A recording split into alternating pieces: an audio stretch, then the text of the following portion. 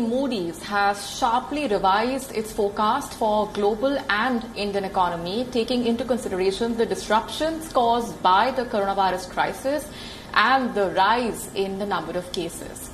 In its global macro outlook report, Moody's expects Indian economic growth to contract 3.1% this year, but the growth will bounce back sharply in 2021 with 6.9% growth, which is nearly triple of the 2020 growth. It had earlier projected 0.2% growth for the Indian economy in April, but without taking into account the disruptions due to the coronavirus pandemic.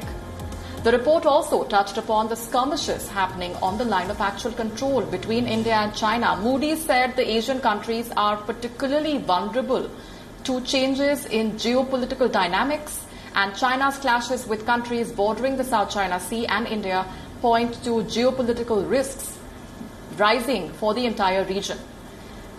In its report, Moody's also said due to the pandemic, the second quarter of the current fiscal will go down in history as the worst quarter for the global economy since World War II.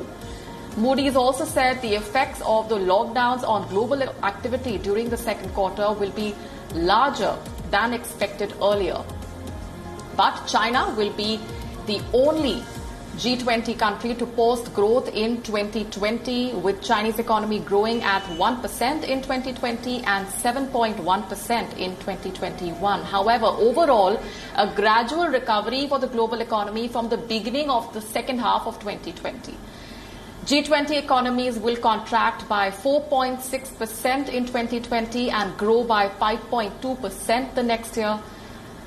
The pandemic will push debt levels in the world's richest countries up by almost 20 percentage points, almost double the damage seen during the 2008 to 2009 financial crash.